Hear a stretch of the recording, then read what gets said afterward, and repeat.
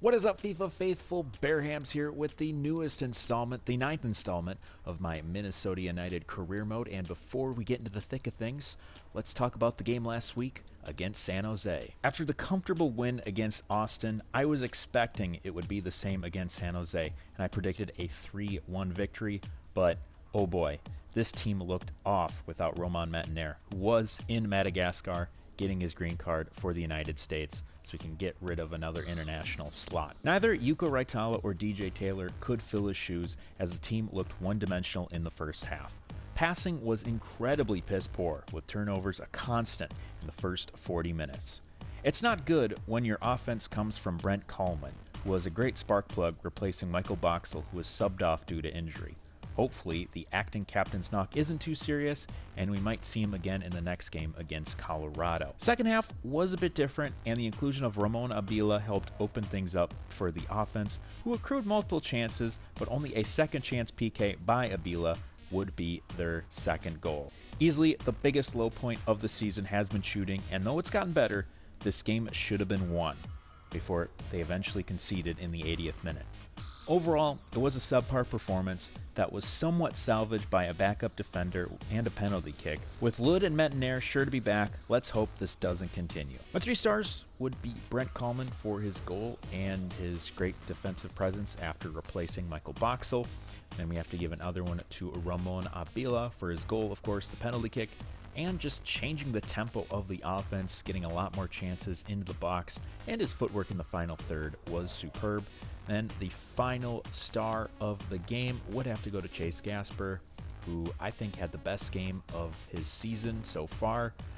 A lot of great moves past wingers, and he instigated that penalty kick that at the time gave the Loons the lead. So good job to those 3, and I hope for better things against Colorado. Incredibly lucky that the team the Loons will be facing this week are the Rapids, and we are playing them in game despite having a different schedule. And this is how we're going to line up. Hunou up top, Reynoso in the cam, Hansen and Lud. Then we have Gregush, Dotson, Gasper, Debasi, Boxall, Mettenaire, and Miller. I see this as the starting 11 moving forward, though Hansen would be replaced by Fragapane. Again, I have not signed him in this career mode. So let's go forth and destroy the Rapids at home. Last thing about the San Jose game, I am not a bit worried about the Loons. They have built a support spot around that 6th and 7th place. And again, once Lud and Mettenaire hopefully get their green cards, everything will be back to where it should, and expect a bit of an unbeaten streak to continue. Gregush taps that to Reynoso, who does see a run from Dotson, who will try to get out wide to Lud. Lud looking for a cross here, tries to go short, but it will be intercepted by Vines, who I believe has been called up to the U.S. men's team for the Gold Cup. And my thoughts about the Gold Cup, oh my gosh, Greg Berhalter just killing the team with some subpar picks. Jonathan Lewis should not be a part of the squad, neither should Ewell. Ewell, I did watch I was at the game this weekend against San Jose, and I would have to say Ewell did not play well. And again, I am so confused as to why he is on the national team. It is funny, I made a video earlier in the MLS season about the top 5 best and worst jerseys. And you know what? The Colorado kit, it's kind of growing on me. I don't think it's a bottom 5 kit anymore, though it should be a lot more colorful and less, template based, because honestly, it's like the river kit for the Loons, but it's just a topographical map, if I said that right. And it's not that bad. It could be even more blander. I don't know what jersey would replace it, though, on the list. You'd have to come back to me on that one. So there's a good pass. Oh, good turn. Chance for Hansen with a shot and scores. The one thing Nico Hansen has not done in real life this year is score. And there we go. He gets one. Good pass. Great ball movement by the attackers. We get on the board early, 1-0.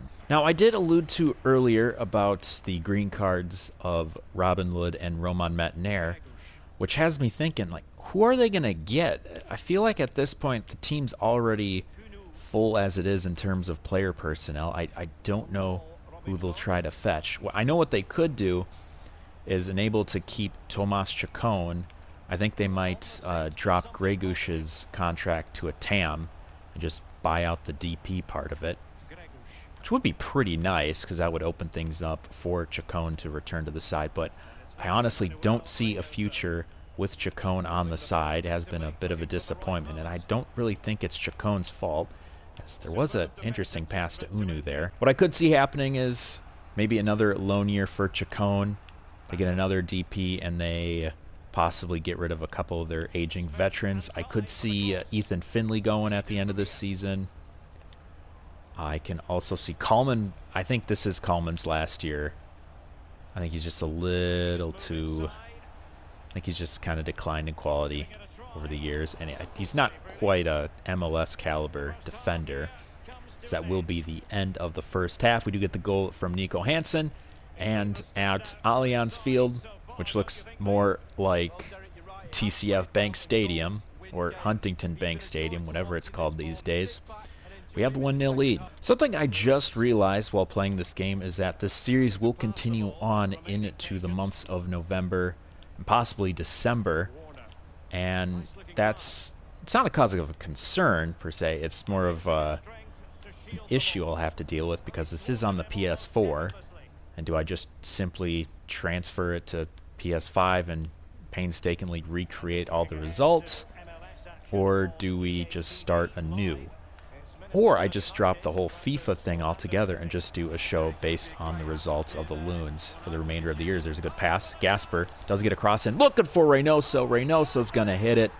And it will be Babello, the product of Boca Juniors, fetching that cross from Chase Gasper. We already have a comfortable 2-0 advantage. Though the last time the Loons had a 2-0 advantage over Colorado, they blew it with 3 goals in the second half.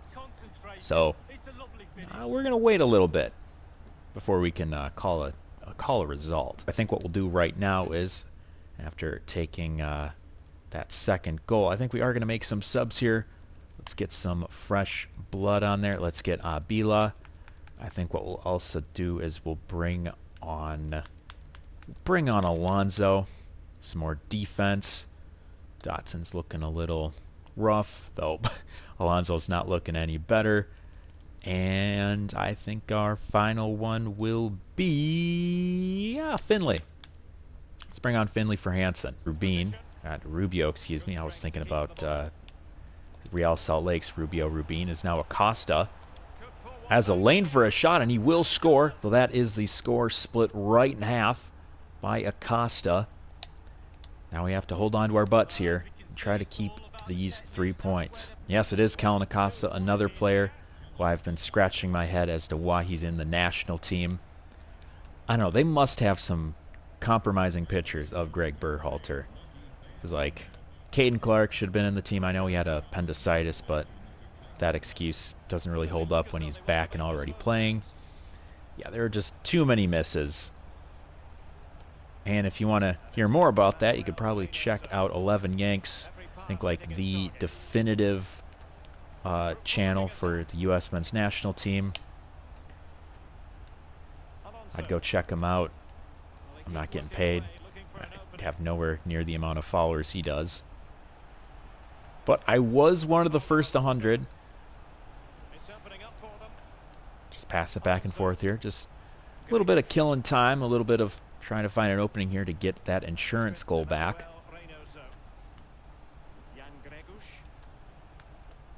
Good passing. Maybe a lane here. Flips it up. Gregush. Will he get there in time? No, he won't. A good header back by Rosenberry to find Yarborough. All right. Yep. Just killing time there, and that'll do it. Minnesota 2, Colorado 1. Great way to end the episode in terms of gameplay. Adrian Heath amused by the result. Goal by Reynoso, a goal by Hansen.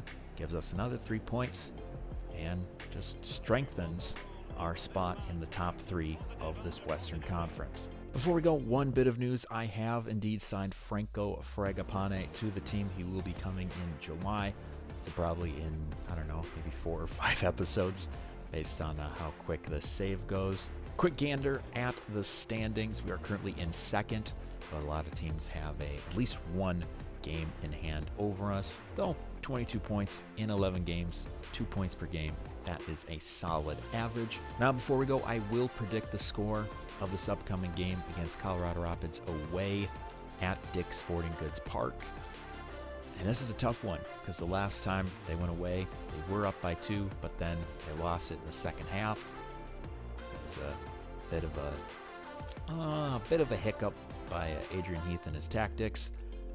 What is my guess for this game? I think I want to be hopeful here with the team, getting together again, and with their key assets coming together again. I think they're going to squeak out a victory. Though I think it's going to be like the Portland Timbers, where it's going to be like a 1-0 win. I think 1-0 Loons against the Rapids. Yep, I'm going to go 1-0. So yes, we'll see how that goes in the next episode. But until then, it's time to go. Thanks again for watching, and I'll see you in the next one. This has been Bearhamms, and as always, toodaloo.